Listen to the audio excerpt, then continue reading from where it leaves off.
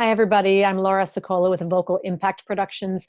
And today has been an interesting day because there are so many announcements right and left of schools closing, of people being told to stay home from work, of quarantines all over the place because of the coronavirus. And so many people are being told to work from home.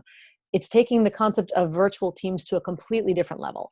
And I know from so many clients that the idea of doing video conferencing in particular is something that causes great fear and anxiety among the majority of the population. So what I wanted to do today is share with you 5 key tips about how to have a successful, effective video conference. In particular, if you're the one who has to lead it, but also if you're going to be participating on it, quarantined or not. So maybe one of the silver linings of this whole epidemic is that it'll force people to get comfortable with using a video camera and more successful, more expert, more comfortable at being able to run a video conference, which I do with all of my clients at some point or other, and hopefully you'll get to learn to be comfortable with it too. So I want to share those tips with you here today. First, mindset. The most common complaint I hear from people is, well, I don't like to look at myself on camera. That's why I don't like video conference, and we just do it with no video whatsoever. Well, think of it this way. It's kind of like being an ostrich, right? There's that stereotype of the ostrich that sticks its head in the sand because it thinks if it can't see whatever scares it, then that thing can't see the ostrich either. And that's not really the case. When you're meeting people face to face, the only one who doesn't know what you look like is you, right? Everybody else knows what you look like. So don't be silly about it. Laugh at yourself with this new revelation and ask yourself, okay, am I being an ostrich here if I don't want people to see me when, or I don't want to see myself when everybody else sees me? So share that with everybody else who also complains that they don't want to have to see themselves on camera, and just make a pact with the group that there's going to be no ostriches allowed, and you're just going to deal with the slightly weird feeling until you get used to it, but you're going to move on. And if necessary, when you do see your picture on screen, a little tip, a little trick that you can use is just grab a Post-it note and literally put it over your face on the screen, not over the camera. This does not help anybody, but to put it on the screen just over your face so that you don't see yourself, but you're still there and everybody else can see you. And then you stop having that weird need to look over at your image wherever it is. Okay, so moving on from the I don't like to look at myself on camera mentality, you're going to do it to engage your people. Number 2, camera angle. Now this is critical because most people are very bad photographers no matter how many photographs you like to take. And one of the most important details is simply where you aim. Most people just they don't realize it, but they cut the screen in half this way, and they only take up the lower half of the screen, and then the top half ends up being nothing but sky or ceiling, as the case may be. Now look at the difference. Right now, I'm taking up just about all of the screen. There's a little bit of space above my head before the top of the frame. But what happens if I do this?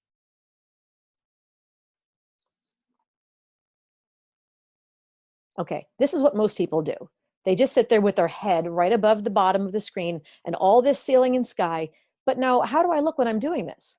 It looks silly, doesn't it? I look very unpowerful. I look very small. I look very timid. It's not very engaging. It's not very inspiring. It's not very confidence inspiring. So you want to make sure that you tip your screen and you adjust as necessary so that you take up the full amount of screen possible. And you don't need to do a full body shot, but you just need to make sure that you own the screen, just like you'd own the room or own the stage. And this really makes a big difference as far as whether people feel like they're talking to you or like you're trying to hide from them. The third, oh, and by the way, with that, one thing to consider is that if you are talking to people and you've got everybody else's image up, you want to try to use what is, at least in Zoom, which is the mode that I use, but I think most group video conference applications and platforms have this. Use gallery mode so that everybody's picture is visible at the same time. Then reduce the screen, like drag the bottom corners, the bottom frame of your window up higher so that you get everybody's pictures all along the top. And when you do that, then the good thing is when you're looking at the people who are up there, no matter who they are, because your camera is right up there at the top of the screen, it also looks like you're really talking to them.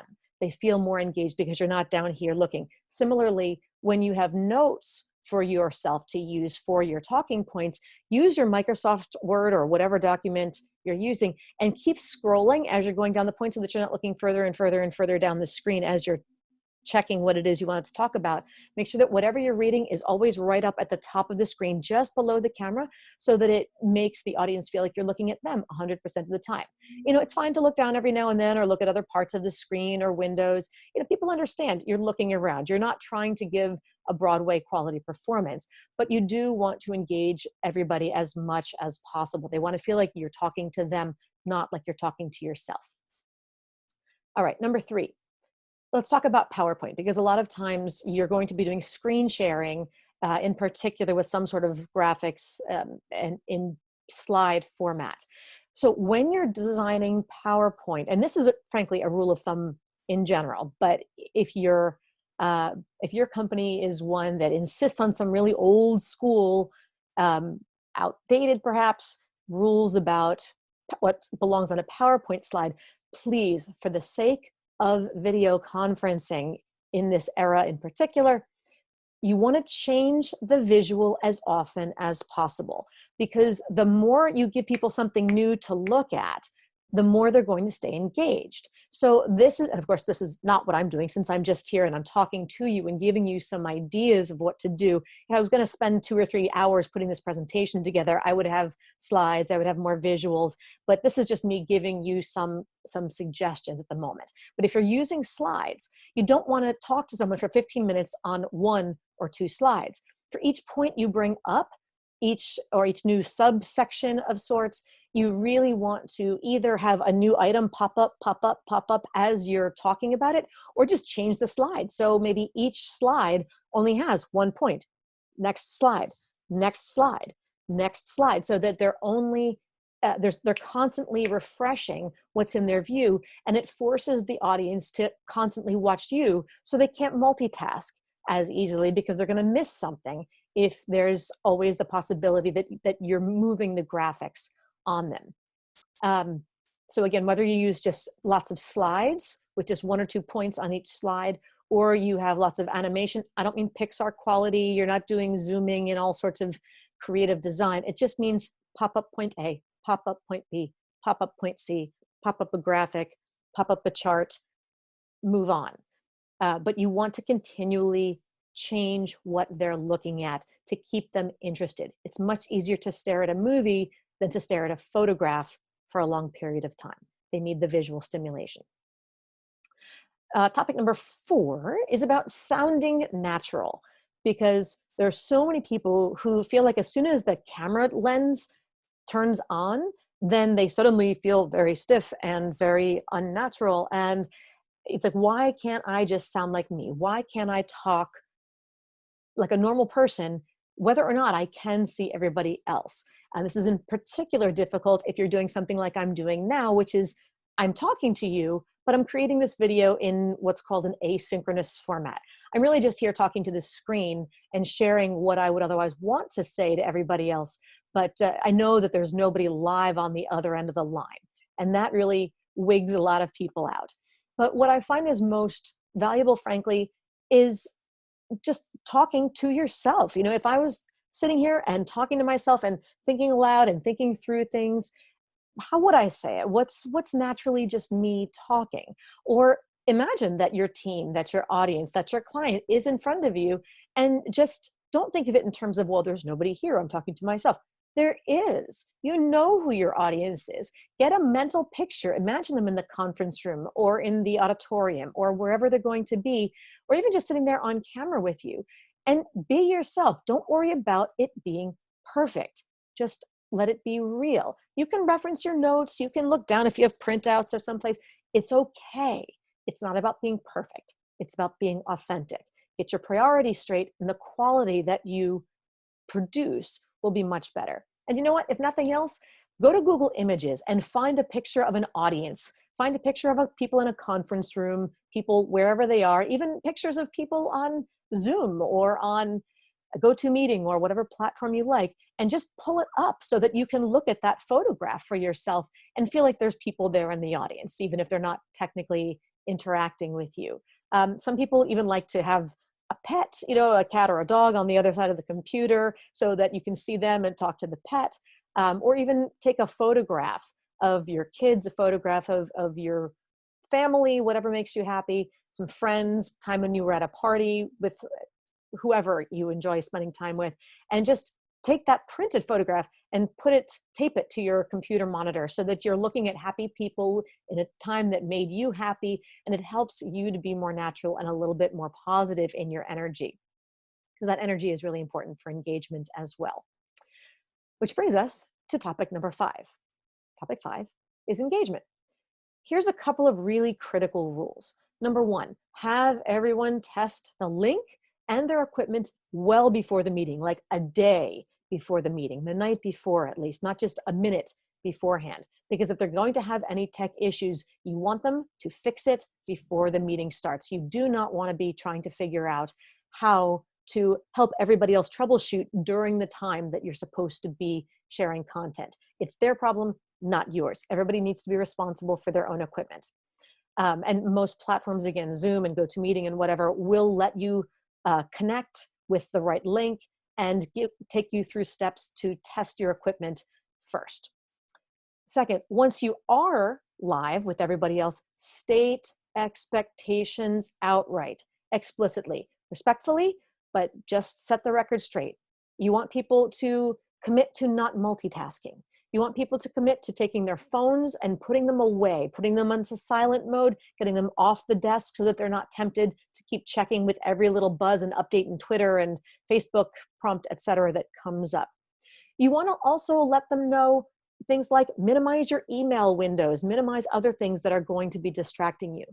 And then more importantly, give them clear instructions about how you want people to participate.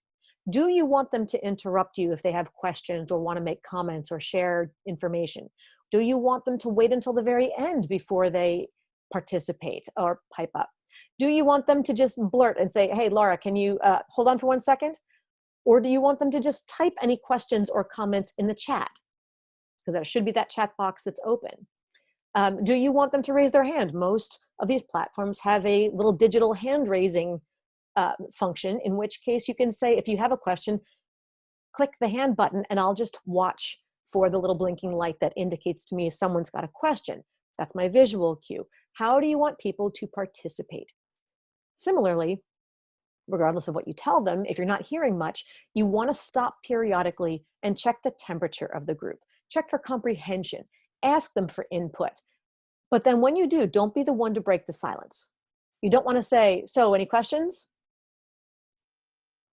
No? Okay, I don't hear anything, so I'm guessing that's okay. I'm going to move on.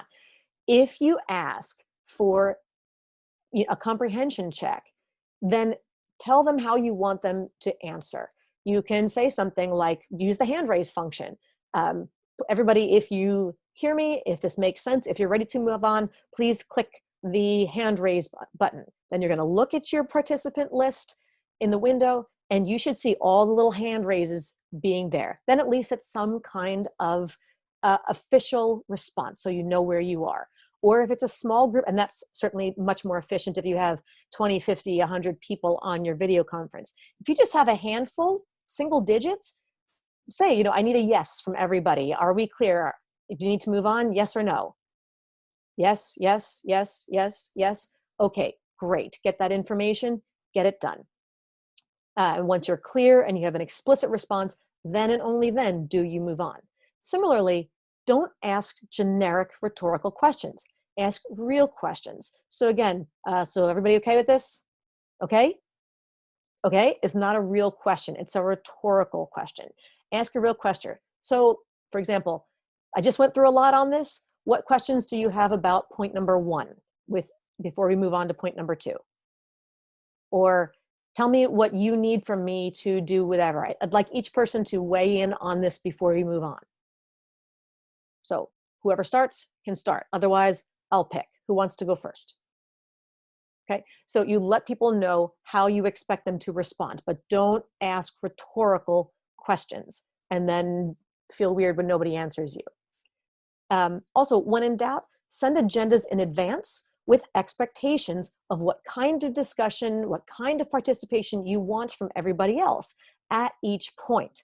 So if you're going to have topic number 3, and then at the bottom, you're going to do a check-in, topic 4, check-in, let them know where you see check-in on that agenda. That means you're going to expect everybody else to somehow respond to you.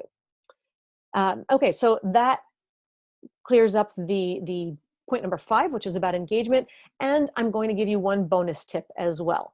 The bonus tip is consider having somebody else co-facilitate or co-hosting this video blog or webinar or whatever you want to call it, a video conference, because if you give them co-hosting functionality, you give them those powers or those abilities, then they can help you with a lot of things like monitoring the chat box to see if people are just making comments, if they're asking questions. Sometimes you may not see it because you're so absorbed in whatever you're trying to share, that person can then be in charge of saying, you know, hey, Laura, Jack had a question about point number 3. Can you go back, please? Great. Then that person is your designated interrupter, so to speak. And then you can manage, especially if you've got a lot of people on the call, this could be an easy way to finesse the participation and ensure that you don't miss somebody, but at the same time, it's not all chaotic with lots of people chatting at the same time. And remember, by the way, I forgot to mention with regard to engagement, you can set up, if you know who's going to sign up in advance and you've sent out those invitations, you can set up virtual breakout rooms for 1 minute, 2 minutes, 5 minutes, and be able then to put people into those rooms at the push of a button. And then you can let them know it's 1 minute, 2 minutes. You can do surveys. There's lots of ways that you can do it. And then you'll let them know when you're going to bring them back to the whole group for debriefing. But one way or another, there are lots of ways to maximize engagement, even on a video conference. So with all of that, I encourage you to play with your video functions, to get used to hearing the sound of your voice, to get used to seeing yourself on video, to get used to the idea of, you know what, this is just going to be the new normal. So take this as an opportunity, God-given, if you will, to get used to and comfortable with using the video camera and running these video conferences. Because once you get used to that, it makes such a difference to feel like, even if I can't meet with someone in person, we can still have a real conversation. We can make eye contact. We can talk face to face. It's so much better than some sort of disembodied voice on the end of conference calls where, you know, people aren't engaged. You can't see each other. The sound quality is not great. This takes your ability to connect with other people and build relationships and build team cohesion to another level. And it gives you a chance to really step up and demonstrate leadership communication, leadership presence, and overall leadership skills. So I hope this has been helpful for you. Would love to hear feedback. Either drop me a note or put some comments in the comment sections down below this video if you're on LinkedIn or other places where I've posted it. And I look forward to hearing from you. Good luck through this whole quarantine, and use these skills moving forward.